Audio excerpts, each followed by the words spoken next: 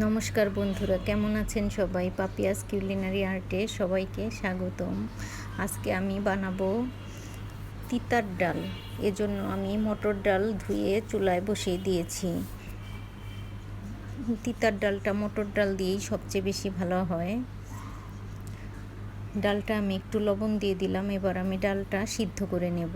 আসলে যে গরম পড়েছে তাতে তিতার ডাল খেতে দারুণ লাগে। আর এই তো কয়েকদিন আগে চৈত্র সংক্রান্তি গেল, তখনও তিতার ডাল রান্না করেছিলাম। মাঝে মধ্যে এখন গরমকালে আমি তিতার ডালটা রান্না করি, এবং এটা তো ঝাল ছাড়া, যার জন্য বাচ্চারাও খেতে খুব পছন্দ করে।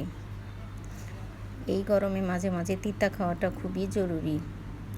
এবার ডালটা আমি খুব ভালো মতো লবণ দিয়ে সিদ্ধ করে নিয়েছি এবং দিয়ে দিয়েছি গরম জল। গরম জল দিয়ে আমি সামান্য হলুদ দিয়ে দিলাম।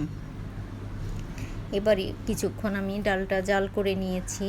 এবার আমি দিয়ে দিব ফোড়ন। ডালে ফোড়ন দেওয়ার জন্য আমি কড়াইতে তেল দিয়ে দিলাম। এবার আমি করলাগুলো প্রথমে ভেজে নিব। আমি আজকে নুন হলুদ দিয়ে করলাগুলো মেখে রেখেছি। এবার তেলের মধ্যে খুব সুন্দর করে ভেজে নেব। মাঝে মাঝে নিরামিষ দিনে এই তিতার ডাল আর গরমের দিনে এই তিতার ডাল খেতে দারুণ লাগে।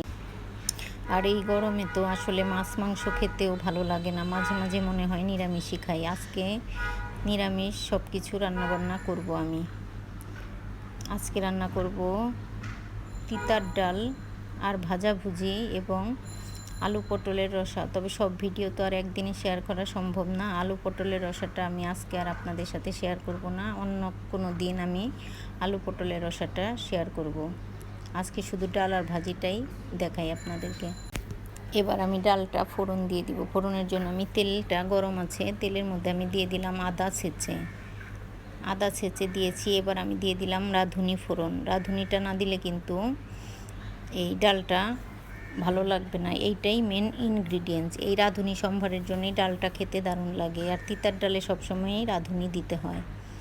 তিতার ডালে কখন ঝাল দিই না, এবং ঝাল আজকে আমি কোনো শুকনা মরিচ বা কাঁচা মরিচ ডালে ইউজ করিনি। আমার ডালটা সম্ভার হয়ে গেছে। এবার আমি পটলগুলো ভেজে নেব। পটল ভাজাও হয়ে গেছে। এবার আমি দেখি কি ভাজা যায়। আসলে নিরামিষ দিনে বুঝতে পারি না যে অতটা কি রান্না করা যায়, এজন্য যেটা মাথায় আসে সেইটাই রান্না করি। পটলগুলো আমি ভেজে নিয়েছি, আমি রান্না করে নিয়েছি ডাল। এবার আমি ঢেঁড়সগুলো ভেজে নেব। ঢেঁড়সটা আমি শুধু নুন আর হলুদ দিয়ে দিয়েছি, আর দিয়ে দিয়েছি কয়েকটি কাঁচামরিচ, আস্ত কাঁচামরিচ।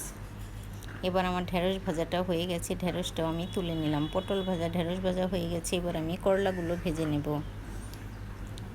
আর রান্না করব আলু পটলের রসা, সেইটা আমি অন্য দিন আপনাদের সাথে শেয়ার করব।